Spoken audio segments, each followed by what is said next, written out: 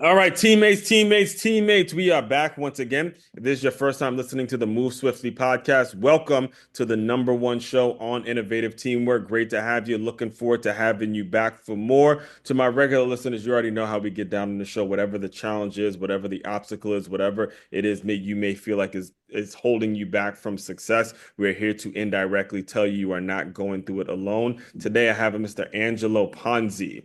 And let me tell you, when it comes to marketing, advertising, and really making sure you're making the right moves in your business strategically, you're not going to find anyone better. I mean, I've been tuning into your work all day, just making sure I know I educate myself. And as I'm educating myself for this episode, I found myself taking notes and making sure I'm doing things and really staying on top of our game. So all that being said, Angelo, welcome to the show.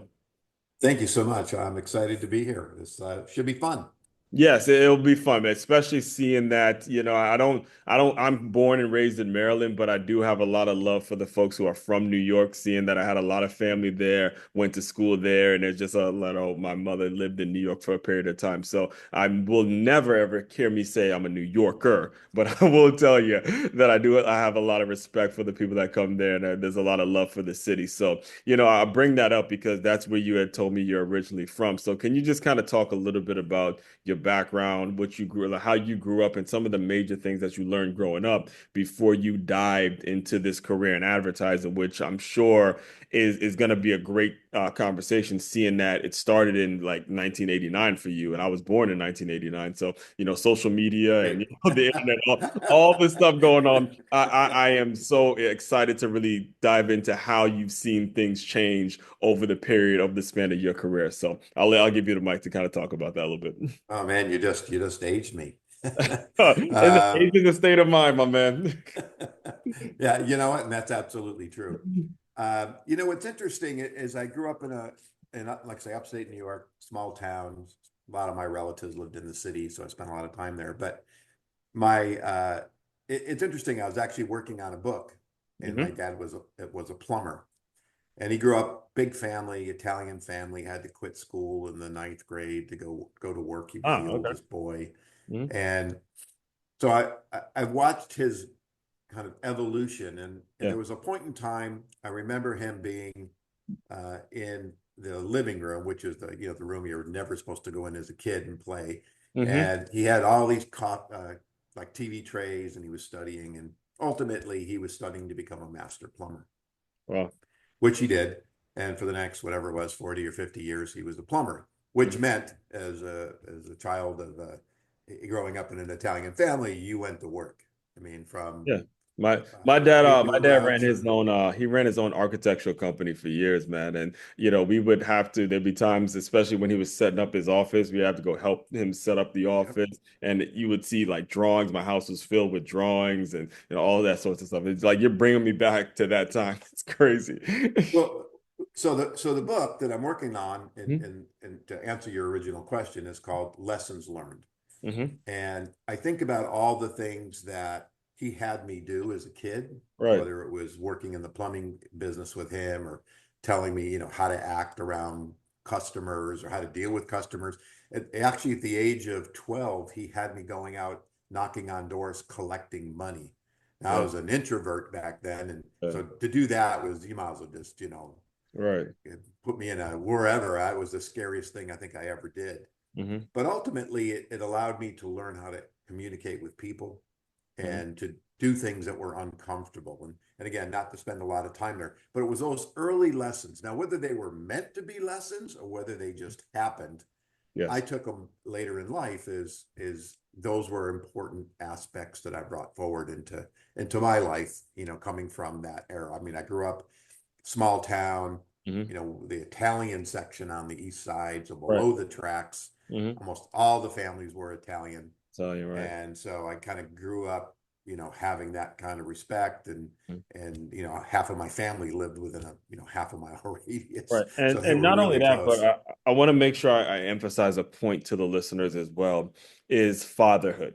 All right, guys, and you guys have heard me talk about this over and over again. For you regular to listeners, if it's your first time here, you're going to hear me continuously re-emphasize this point because I teach at a school, and a lot of these kids are growing up without a father in the household, and you see the difference in them as they grow of like the discipline, the small things, and like you had just mentioned, you weren't even sure if he was trying to give you a lesson, but he was just doing what he had to do, and he was there doing his work, and ultimately you took the lesson, and it obviously was something that you were able to apply in a positive way. You gotta be there, fathers. All right, fatherhood is huge. You have got to be there. I'm not saying anything negative about the mothers out there, but the fatherhood, it's huge. It's such a huge piece to miss as I continue to grow in this industry. I'm realizing how much my father being there was really such a benefit to benefit towards me. So I want to make sure I made that point as well.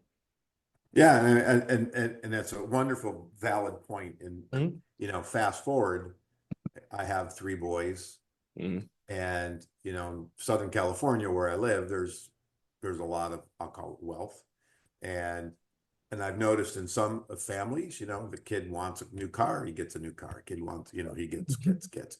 My kids were like, "You want it? Get out and work." Get it So over I here. tried to carry that kind of the foundational work Mhm. that I had to do to them. That it Yeah. isn't, there's no free lunch. Yeah. Sooner or later you're going to pay for it. But Mhm. I wanted them to be self-sufficient. I mean, I wish I could be around for forever. I know Right. I'm not, and so I want to make sure I instill Mhm. those kinds of lessons, if you will, so they Right. can take care of themselves. And Right. and that's one of the things I'm really proud of. They're very aggressive. They've gotten all their own jobs. I've never actually had to get them a job. There you go, And baby. so Yes. it's, yeah. So to your point on fatherhood, it is really important. And yes, mothers play a tremendous role. Right. And ironically, growing up, because my dad was always working, it was always my mom that was kind of the disciplinarian, right? I'm going to Yeah. say something you've heard. Hmm. Wait till your father gets home, right? Oh, yeah.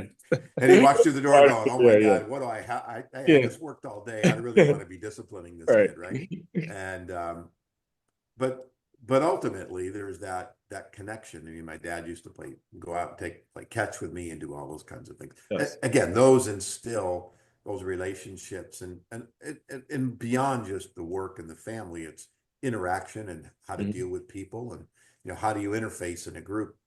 I mean, Hmm. I was an introvert, I'll say, are really shy or frankly scared to death to get in front of crowds. Hmm. And I mean, right into my early 20s. Right. And and I mean, I literally I was working at this company and as a director of marketing. I wasn't even director, I was probably marketing manager at the time. Hmm. And the VP, we're working on this big presentation, and he calls me up the morning of and says, "I've changed the presentation. Here's your new part." I got visibly sick to the point where they let me, it's like, "I think you need to leave the meeting because you look Oh. really sick." But I Huh. was petrified because I didn't know.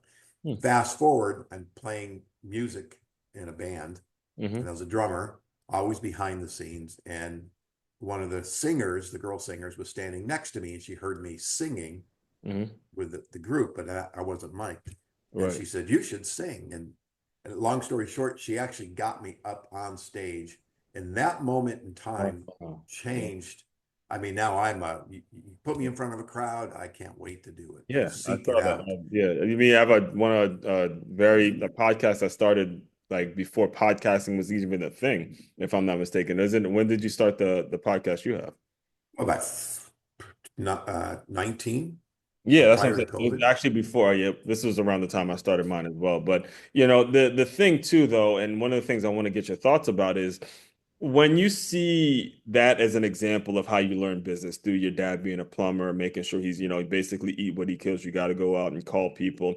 And it's time for you now to pick a career. How did you land on advertising specifically? Because this, especially during those times, it's hard to measure ROI when you're talking about advertising. There's a sense where you're just going to pay your money. I'm going to throw an ad there, and then hopefully it works. How are you able to manage just that beast that comes when it comes to just trying to figure out the best ways to advertise?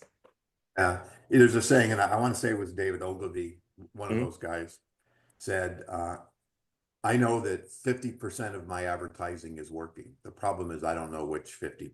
50%. And I it don't really know. That's good.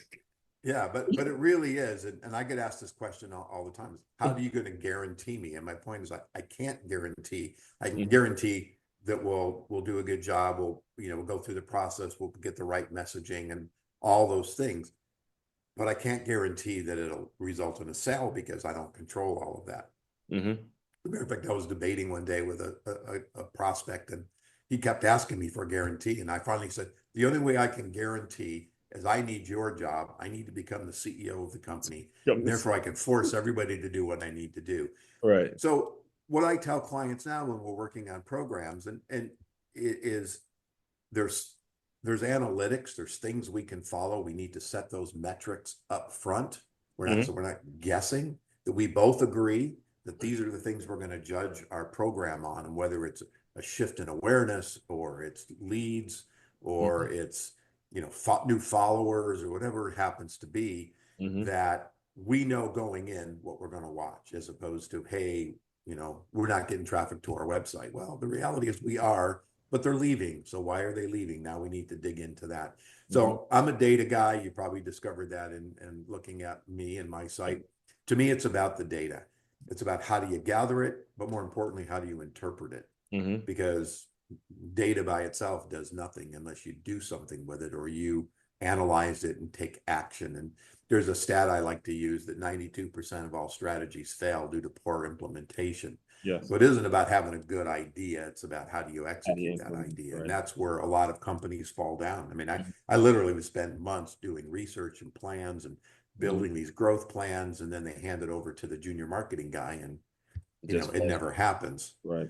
The important thing to take away from that, especially nowadays, is metrics. Okay, guys, because nowadays we have something called vanity metrics where you can go on social media, you can get thousands and thousands of likes and thousands of followers and feel like you're making progress in your business. But what it's important to understand is those don't equal receipts.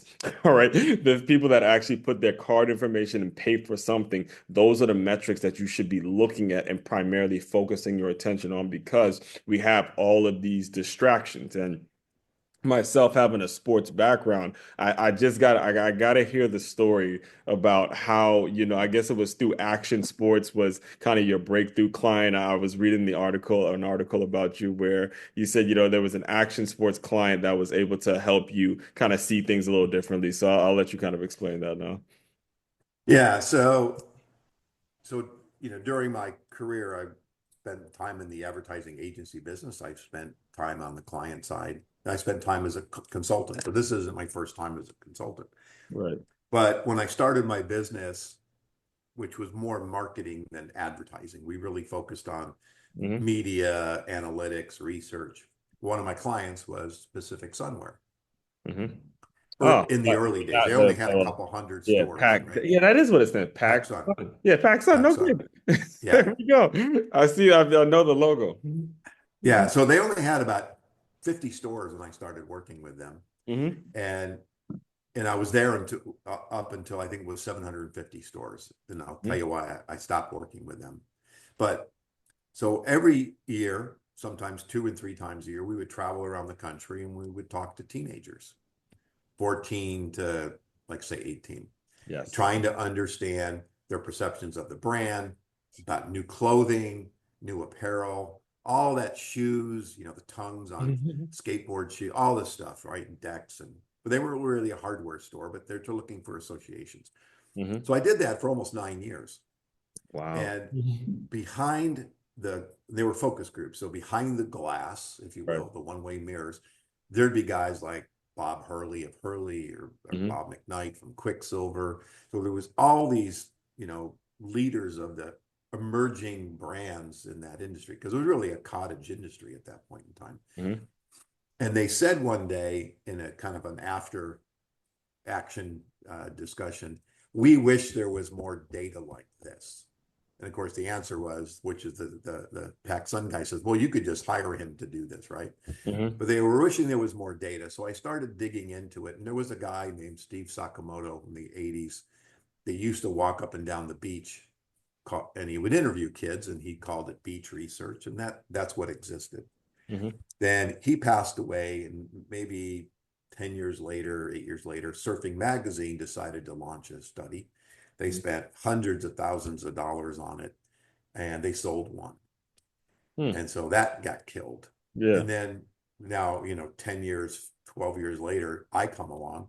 Hmm. I see an opportunity as a marketer, a business guy, Yeah. and there was a need. And so I launched a company called Board Track. Hmm. The idea is we're tracking board sports. Oh, okay. However, so here's a mistake. So my model was to do telephone surveys and not focus groups. And I mirrored all the cities that we went to for PacSun because I found the rationale so we could kind of get a perspective of the country, Yes. and spent a lot of time generating these giant reports. And right off the bat, Swatch, Fossil, Levi's, all the big brands were buying it. Hmm. But it took a snapshot of the teen industry, if you will, Right. and shrunk it down to extrapolated the data down to, hey, here's a skateboarder, here's a surfer. But Hmm. instead of 2,000 names, I had 200 names, and we were Right. just doing projections.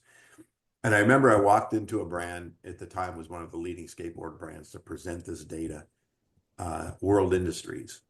And Hmm. I started talking to them, and I could see they were kind of interested. And then they asked the question, well, how many skateboarders were actually in your study? My answer was 200. And they literally stood up from the table and said, when you've got 2,000, come on back. Hmm. And I was like dumbfounded. I'd already been selling this thing to all these big brands. And Exactly. what I realized right off the bat is, from a business standpoint, the name of the company was Board Track. We talked about board sports, but I Right. didn't actually have a whole lot of board sports in it. And it was kind of second phase of my business plan, but Right. not for several years. And so the CFO stayed behind, and he said, look, if you really want to get into this industry, you've got to really talk to these kids. Yeah.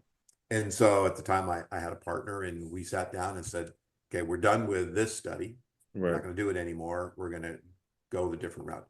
So we partnered with the surfing and skateboarding magazines, all the trade.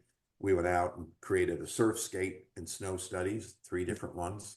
We had, again, about anywhere from 1,500 to 2,000 and kids that were either doing it, we call them endemic, right? They're skateboarding every day, to those that kind of peripherally like to skateboard a couple times a month. And we created these studies that over the next 13 years became the de facto standard in the industry, which also allowed me to work with brands like Nike and Reebok. And, again, they wanted to get into the industry. So, Mhm. I mean, I worked with Goldman Sachs. We used to come and meet with us because they were thinking about acquiring. So it really took off. Now we could do Mhm. consulting work and all this stuff. So it was really interesting to, go from no industry information Mhm. to being sought out for this data. And we did retail studies too. Got to speak at, ASR at the time, Magic, which is a big fashion show. I got to speak Mhm. at the National uh, um, uh, the Sporting Goods Association. I was Right. flown around the country. I was speaking in New York, Mhm. and it was really cool to really help define and grow kind of that analytic side of the industry. Right. But it And was finding a niche, right? There was yeah, an I mean, you beat me to it opportunity. because I just about 2 years ago now, I read a book titled Running with Purpose by Jim Weber, and he's the founder of Brooks Running Company. And he was saying in the book, and he actually has a TED Talk too that I listened to, was that at some point they focused solely on runners. They didn't want to sell to anybody else. They just focused on runners. And if you look at the numbers they were able to do compared to the numbers that Nike was able to do, even though Nike has obviously a bigger budget, they were still kind of very similar, but spending less in marketing, and when it comes to that experience, when you're like, you're interviewing all these teams, but then and I'm explaining this to you guys so you listeners can catch on here, is when you have all these teens and then you find this group of skateboarders and then you have 200 and then as soon as they said I make it numbers 2000, it all came from this element of you focused on this particular group and then everything started opening up for you. So, when you see that thing, I mean, well, first of all, congratulations, because that's an awesome, awesome experience to have to go and interview people and, interview the teens and just the experience and all that. I could only imagine how rewarding that may feel for you. But when it comes to consulting with other businesses, how do you get them there to understand that? Because what I've experienced is so many, and I've been around the block with quite a few business owners. So many of them focus on the wrong thing, whether it's social media, whether it's this website, whether it's the logo, whether it's now I'm going to start selling shirts. I'm going to just start doing everything so it looks like in business, but you're not getting to your target person. You're not getting to the person that's actually going to buy your stuff. So when it comes to you like coaching owners, business owners through that, what's the process that you take? Well, everything you just described is Mhm. tactical. And you're right. You hear the word marketing and everybody's mind goes to the tactical stuff. Mhm. For me, it's the strategic. How do I communicate? How do I sell you a t-shirt Mhm. if I don't know what your interests are? I don't know what motivates you. I don't know if you're a Nike fan and I'm Reebok, how am I Mhm. going to make you switch? What are those triggers that are going to help me in communicating to you? So to me, Mhm. it's about customer centricity. I'm going to talk about you, I'm going to educate you. I'm going to lead you along Mhm. to make the right decision, which is my brand. So part of that is, for me, the essential part of that is, well, again, I'm going to repeat it: data, getting to know. I spend a lot of time talking to clients, customers, Mhm. dissecting their competition, looking for gaps and opportunities before we ever do websites and social media. Again, trying to, how do I be relevant to various customer bases, right? A one size fits all does not work. So if I'm going to talk to you and you're a runner, I got to talk about running. I'm not going to talk about swimming because Yep. you don't care about swimming, right? Exactly. So a big horizontal generic message doesn't work. Mhm. And so you have to, you listeners out there, you have to spend some time to get to know your customers. Whether if you're selling, again, a skateboard deck, go to the skateboard parks, talk to these Yeah. guys. Right. Why do they like one deck over the other? What are they looking for? And and and and really getting to know them is going to help you decide how you're going to message, and also where they are. I Yeah. mean, I tell clients, they go, we got to be on every social channel. And I go, why? You're selling manufacturing services. I can guarantee you the engineer that you need to sell to is not looking for you on TikTok. Is Yeah. just not going to be there. And so you have to understand how your customer gathers information. Right. How do you reach them? What's of interest? Mhm. If you're targeting, I tell people, if I'm targeting a 60 plus year old, Mhm. well, I can get them with video, but they also like to read those kind of white papers and, Exactly. hands-on stuff. If I'm targeting somebody in their 30s or 20s, video is the way to go, right? Because there's that, you can make it more of a better emotional connection, like we're doing here on video. Mhm. We can have an emotional connection with our audience. Right. And so again, understanding that, taking the time to do that due diligence, look at your analytics. Where are people coming from? I spend a lot of time, especially in the B2B world. How are they getting there? Well, they're getting there through blogs. Well, I have a prospect who says, we blog. You haven't blogged in 3 years. That's not blogging. There's no content, there's no SEO benefit there. Right. So you have to really understand what's driving people to your site, what's of interest. When they get there, what are you going to do with them? I jokingly say it's like a dog chasing a car. Mhm. Now what? He caught it.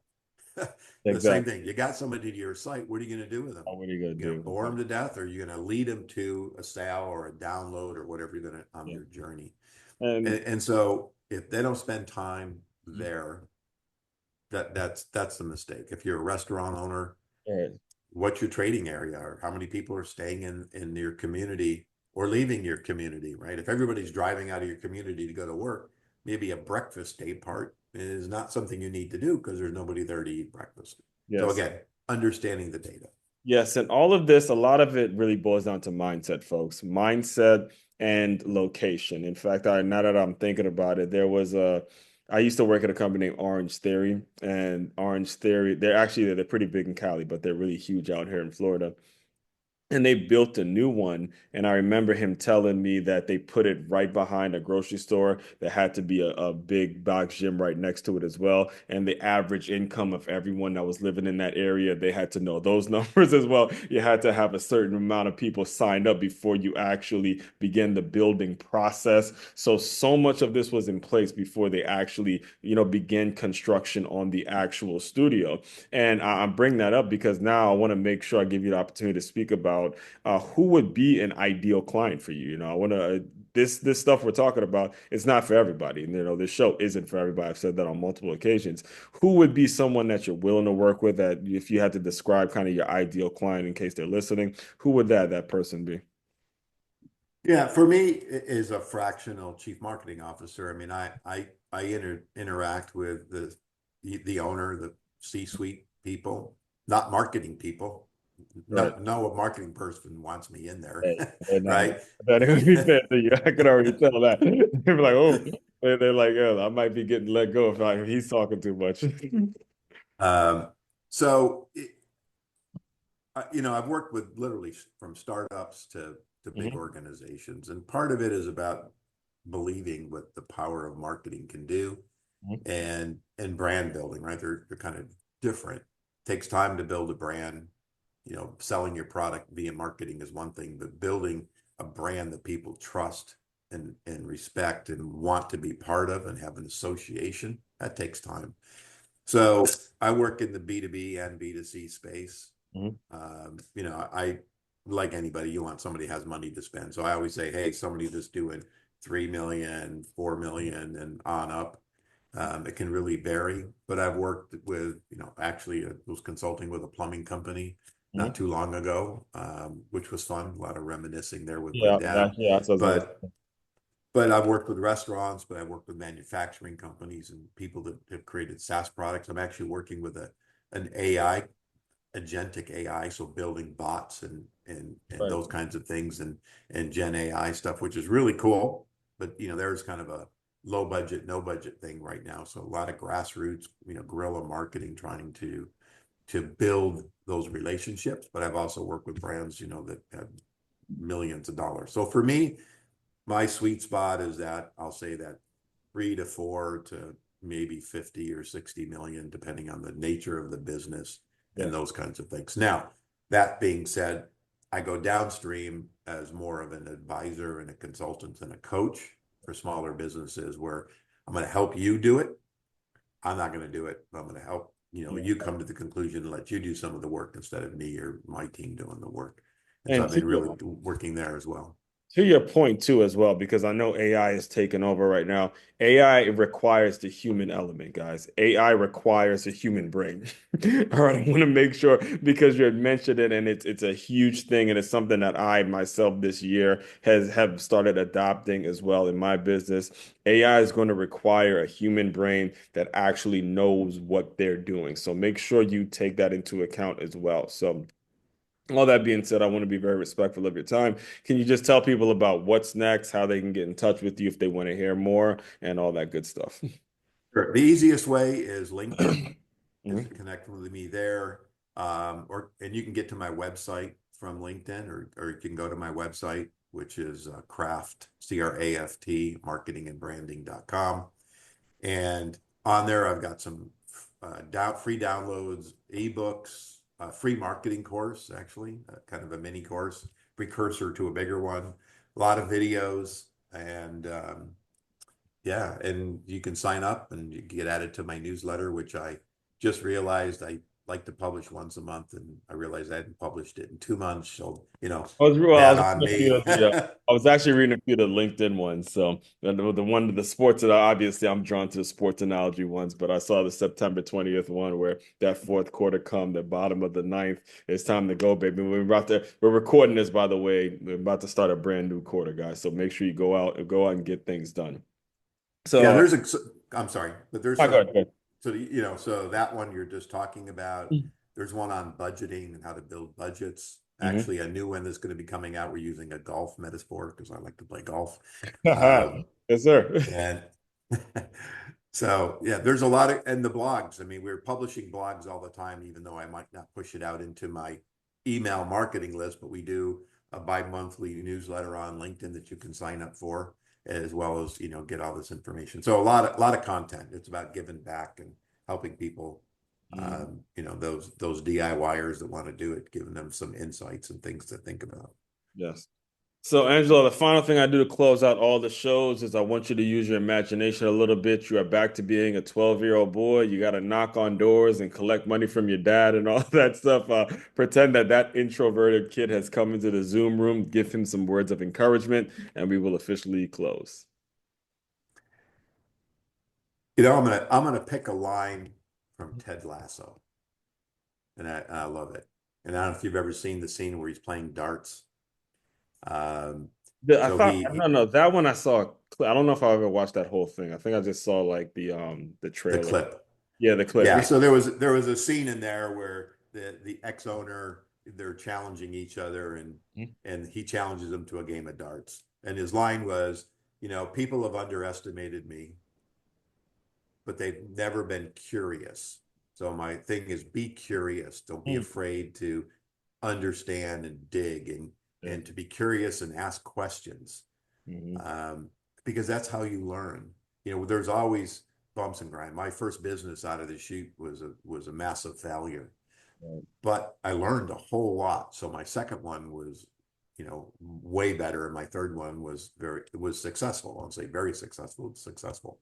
Right. So you have to be curious about things. This new stuff of AI and, all the social media stuff. There was a point in time I remember I was talking to somebody and they said, "Well, what do you know about social media? You're an older guy." And I said, "Well, I know a lot." Hmm. So then I said, "The heck with you." I actually went back to school, got a certificate in social media marketing and strategy. There you go. And so now I can sit across the table and nobody questioned me that. Yeah, So right. there's always about being curious and making sure that you're constantly educating yourself, Yes. but that be curious, I thought was a great suggestion. Yeah, I always have to be curious. Yes, and like the guy that the guy that gets a lot of mentions on this show, Mr. Robert Kiyosaki once said, "Never waste a good mistake. Learn from it, folks." All right. So again, I appreciate you coming on, man. I look forward to really keeping up and diving into all your work as well. Fellow teammates, continue to move swiftly. We will talk more soon.